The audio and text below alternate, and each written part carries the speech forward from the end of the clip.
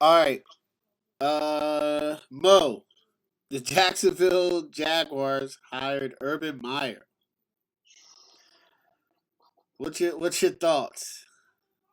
I'm going to say this, man, and I think it came with a caveat. I think they came in with telling him, "Oh, this is who we're going to draft. This is what we're going to do," because the hire doesn't make sense to me.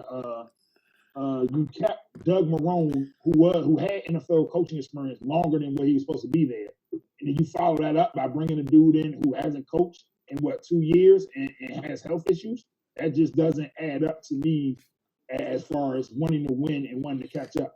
Because to me, the AFC South is kind of open now. I mean, we don't know what Tennessee's new offense coordinator is going to bring. If they're going to try to change that offense that Tennessee's used to, sometimes that can drag you down. Houston's in a peril, and coach, you don't know what they're going to bring in at the quarterback position. So it's kind of that division is kind of there and kind of slightly open.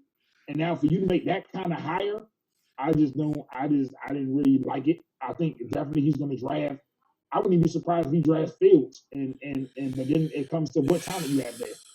I mean, you got a young, exciting running back there, but what wideouts do you have there? I mean, DJ Chalk from LSU, he's decent, but is he really going to scare you like that? So where you going to try to win games right now? I wouldn't be surprised. And that defense was horrendous. And the defense was horrendous. So now you bring in a spread offensive coach who's wanting to go out there and draft weapons, but then your defense is horrendous. So what you going to do? Yeah. Joe, what do you think about Urban Meyer? It's been a long time since a college coach came to the NFL and was successful.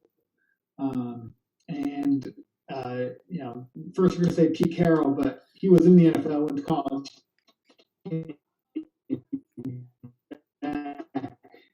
But he's the only name that, so I think it'll be an uphill climb there.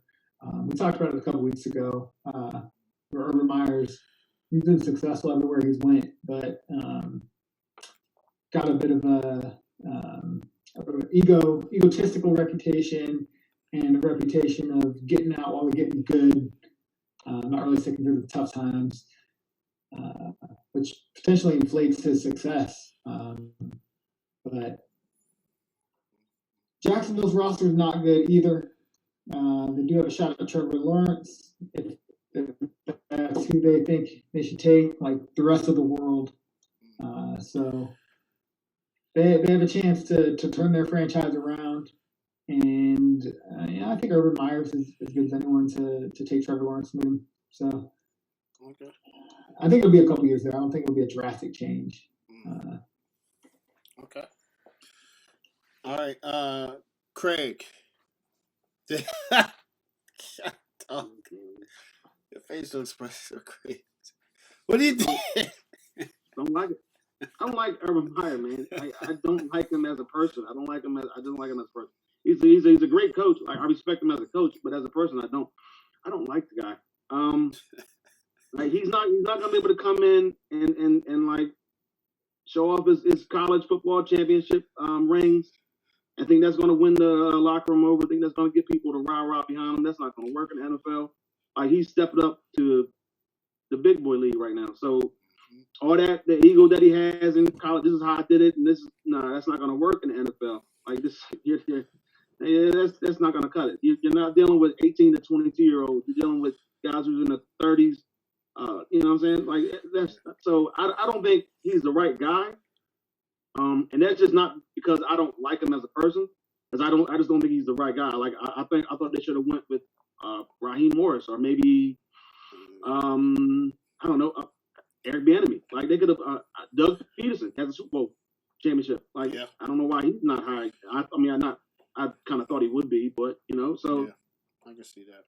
They wanted to make a splash move with Urban Meyer. That's the big name. That's the biggest name. That's pretty much out there that got hired as a head coach. So they made the splash move.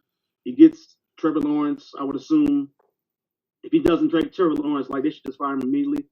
So, but I'm pretty sure they already got the pick in place, even though it's not for another couple months now. So, but I just don't like Urban Meyer, man. Like that bravado that he carried in Ohio State and Florida, it's not going to cut it here in Jacksonville. Even with that team who's not very, very good.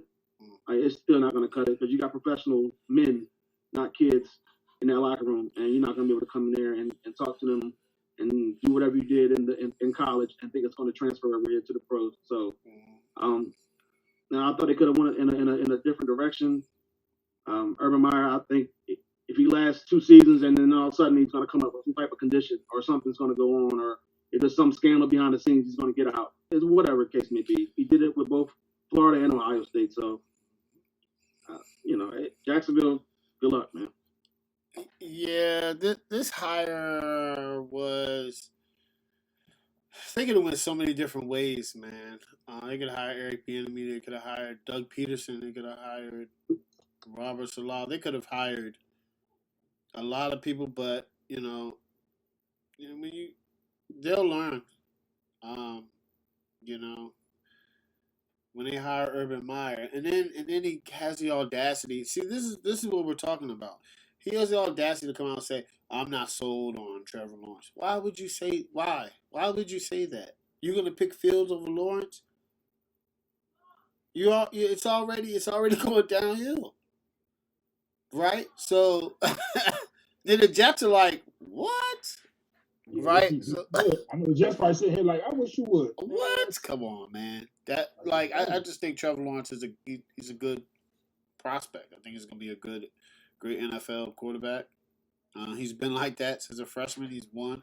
I don't understand why you don't take him as the number 1 pick. It just doesn't make sense to me. Why would you even come out and say it? That's that bravado that we all keep talking about. That you don't say that in the league.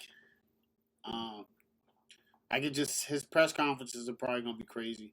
And you're right. It's grown men there. See, coaching the NFL is a lot different than coaching college. The season's longer. The hours are longer. The expectation is higher. The coaching schemes are different. No cupcakes on the schedule. No cupcakes on the schedule. Everybody is there to play. If you win, your schedule gets harder. You can't pick who you play. You can't pick who you play in the league, and you got to see some teams twice that you don't want to see. And it's just, defensive coordinators and offensive coordinators are so innovative. They learn real quick. They adjust real quick. You can have something that works for 2 weeks, in 3 weeks, and then they get some film, and then next thing you know, it's shut down. So all that, that gimmicky stuff. You're not Andy Reid. Andy Reid's been doing it for 30 years, and he doesn't do the same thing. You're not Bill Roman with Lamar Jackson, because that's a whole different type of style of offense. So, they wanted the glitz and glamour. So, I mean, I hope they, I hope they're gonna pay for it.